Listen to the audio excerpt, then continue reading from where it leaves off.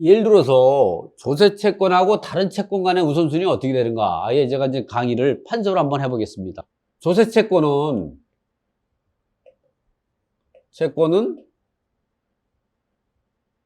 공과금. 여기서 말하는 건 4대 공과금이죠. 4대 보험. 그 다음에 일반 채권. 이번에는 항상 우선한다. 항상 우선이에요. 운치기 없죠. 그러나 누구냐? 저당권부 채권과는 이 저당권부 채권은 누구냐 하면은 근저당 담보받은 게 전세권 확정일자 등기된 임차권.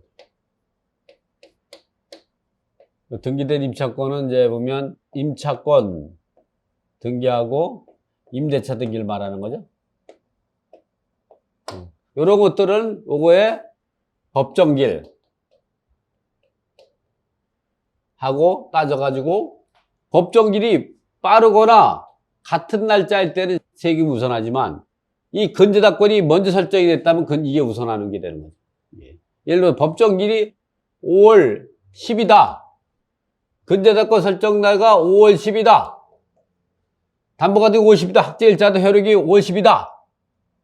임차권 등기가 5월 10이다. 임대차 5월 10이다. 그러면 세금이 우선하는 거죠. 그러나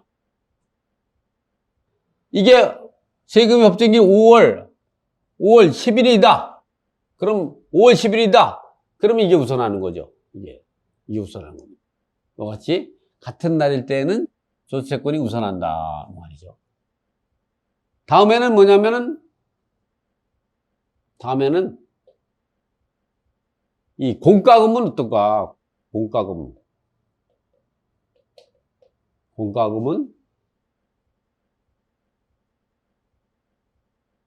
조세채권보다 항상 후순위가 된다는 거. 그럼 이미 여기서 얘기했잖아. 항상 후순위라고. 그리고 일반 채권은 항상 선순위가 돼. 예의가 없어요. 이거는 항상. 그러나 저당권부 채권하고는 어떻게 될까? 저당권부 채권은 이 공과금은 법정기일하지 않고 납부기한이라고 그죠? 납부기한.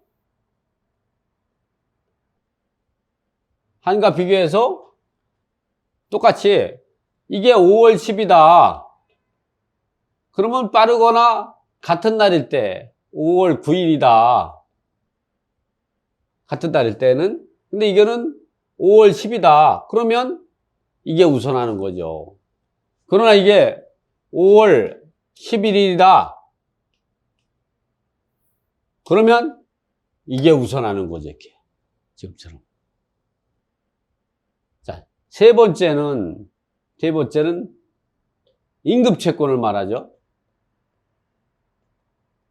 여기서 임금채권은 우리가 배당에서 특별우수 채권이 있죠? 특별우수 채권 한번 정리해 볼까요? 특별우수 채권은 우선 채권은 배당에서 1순위, 2순위, 3순위로 배당받는 것입니다. 필요비, 유익비, 상한청구권, 최우선 면제금. 3순위가 당해세. 여기는 최우선 면제는 임차인이 최우선 면제금하고 또 임금 최우선 면제금이 있죠. 여기서 임금 채권은 임금 최우선 변제금. 세금은 제외하는 거죠. 당연히 이거 배당해서 2순위로 배당받는 거니까 여기서. 그리고 여기서도 조세채권도 어떻게 보면 조세채권도 이 당해세까지 포함인데 여기서 말하는 당해세는 당연히 3순위 배당받는 거기 때문에 당연히 저당권부 채권 따지면 항상 우선하기 때문에 여기서도 이야기할 땐 당해세는 제외라고 따져야죠. 이렇게 특별우수 채권은 1순위로 필요비 유익비 사안청권, 2순위는 최우선 면제금, 3순위는 당해세가 있기 때문에 이러한 논의의 대상에서 배제될 수밖에 없는 거죠. 그러니까 여기서 일반 임금 채권은 일반 임금을 말하는 거예요. 일반 임금은 최우선 면제를 제한, 그러니까 통상 3개월치의 임금을 우리가 최우선 면제, 3개월치를 초과되는 임금, 그리고 퇴직금도 3년치에 해당되는 게 최우선 면제금이니까 3년치를 초과하는 임금을 우리가 일반 임금은 그러면 일반 임금은 이 조세와 공과금하고 그리고 일반 채권 그리고 저당권부 채권하고는 어떻게 되는가, 이 부분만 정리해 보면 이제 보면 우리가 조세, 공과금, 임금 채권을 정복할 수가 있는 거죠. 자,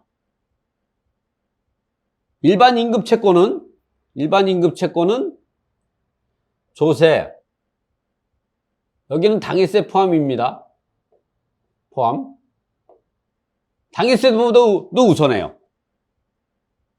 공과금, 그리고 일반 채권. 우선하는 것이 원칙이다. 일반 임금 채권은 조세, 당해세까지 포함한 거예요. 공과금, 일반 채권에 우선하는 게 원칙이에요, 원칙. 그러나, 다만, 조세, 공과금이 저당권부 채권보다 선순위인 경우는, 선순위가 되는 경우에는 그러하지 않는다. 왜냐면 일반 임금 채권은 항상 이 저당권부 채권보다 항상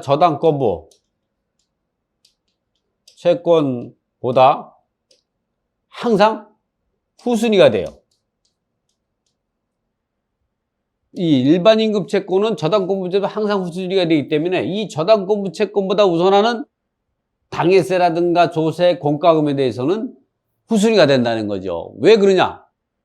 그냥 우리가 배당할 때 배당 순위가 그러잖아요.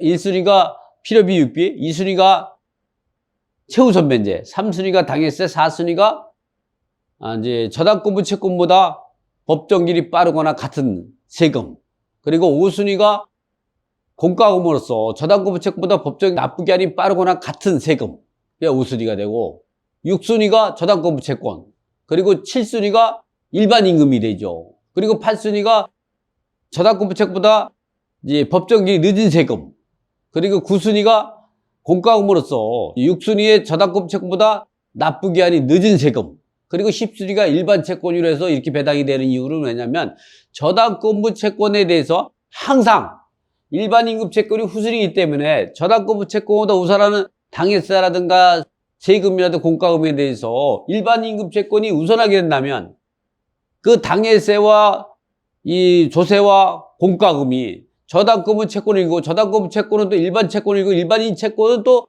그 채권이기 때문에 순환관계, 서로 물류 순환관계에 있기 때문에 그런 걸 배제시키기 위해서 이런 배당을 쓰는, 이런 규정이 어디 있느냐? 근로기준법 그 38조 제1항에 있는 내용이에요. 그리고 근로자의 퇴직급여보장법 12조 1항에 있는 내용이에요. 뭐 2항은 다 최우선 면제에 관한 거고 1항이 일반 임금이에요. 그리고 상법 428조 제1항에 사용인의 우선 면제권이 이렇게 나오죠. 거기에 보면 이와 같이 일반 임금 채권, 조세, 공과금, 기타 채권의 우선에 변제받을 권리가 있다. 다만 질권 저당권에 대해서 우선 변제권을 가진, 즉 저당권부 채권에 대해서는 이제 저당권부 채권보다 우선하는 조세, 공과금에 대해서는 그러하지 않는다는 내용이 나와요. 그것이 근로기준법 38조 1항하고 근로자의 퇴직급여보장법 12조 1항, 그리고 상법 428조 제 1항 같은 데에도 동일하게 나온 것을 보면 이 최우선 면제금에 대해서는 우선하지만, 예를 들어서 이 일반 임금 채권이 이제 저당권부 채권보다 우선하지 못하는 거는 아무래도 기업들의 대출을 원활하게 해주기 위해서 그런 제도를 두지 않았나. 그래서 그런 것보다 우선하는 세금에 대해서는 순환 관계를 만들어 가지고 순환 배당을 배제하기 위해서 그런 제도를 만들었다고 봅니다. 그래서